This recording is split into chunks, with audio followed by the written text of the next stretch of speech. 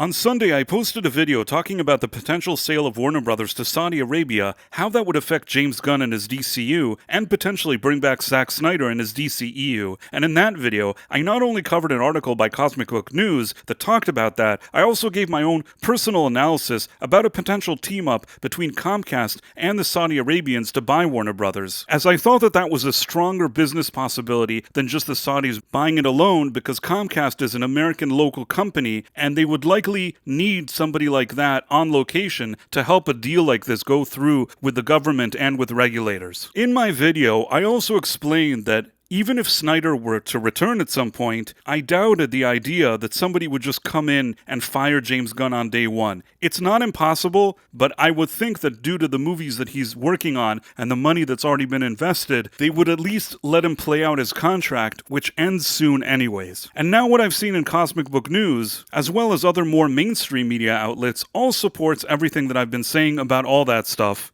And the reason I wanted to do this video is to explain that it's less speculative now, it's less just my personal analysis, but it's becoming more firm. So when it comes to Cosmic Book News, they posted a few articles and they echoed what it is that I was saying. I'm not suggesting that they saw my video and said it. It's possible that their insiders saw that as well. For those who don't know, I have a history of working within entertainment, so a lot of times I recognize things that make sense to me, and at least in many cases they end up being correct, even if I don't have the exact insider to confirm it. In any case, Cosmic Book News themselves have also said that they've heard that James Gunn probably wouldn't be fired after a day. And then there's even a suggestion in their article that maybe somebody would come in like the Saudis and find a way for Gunn and Snyder to work together in some capacity. Recently, Pierce Brosnan, who played Dr. Fate in that Black Adam movie, said that he was approached to be a part of Superman Man of Tomorrow. Now, I don't know if that's true or not. I don't know if he was confusing it with a different movie that was once discussed with him, or he was meant to be in this upcoming movie. But if that were the case, that would technically be an element of the Snyderverse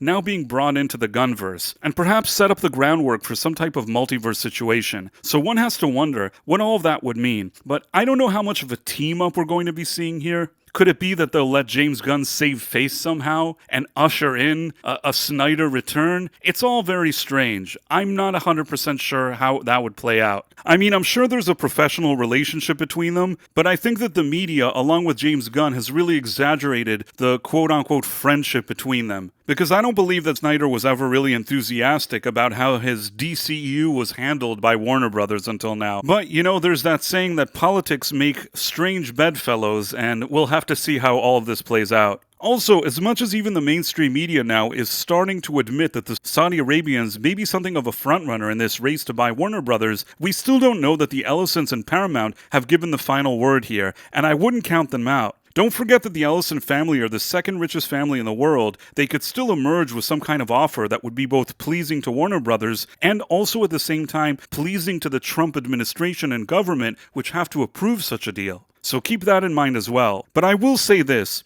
I think it's becoming more and more clear why Zack Snyder has been growing more and more confident on his Instagram post, getting his own fanbase excited about a possible DCEU revival, because I do think that if the Saudis come on board, there is a much greater chance of this happening than maybe ever before. Now, when all of this talk started about him posting images, maybe a month ago, I said that I thought that Zack Snyder went from 0% to 10% being able to return. I then later upgraded that to, I think, 30% and more recently to 40%. People have been asking me what I think his chances are now. And if I had to say, I would think that right now they're about 50%, something that was unimaginable a few months ago. So, yeah, I think that he is in the picture. But at the same time, and I say this every time, I can't just sit here and say, yes, this is final, it's done, it's 100%, because that would be false. At this point, they haven't yet announced who's buying Warner Brothers, and until we know the details of who made the final offer, which offer was accepted, and who's going to be purchasing this company, if at all of this is still speculation. So, is he in the best position that he's been in years? Sure. Do I think that it's a done deal? No. But I'll continue to update you as things develop,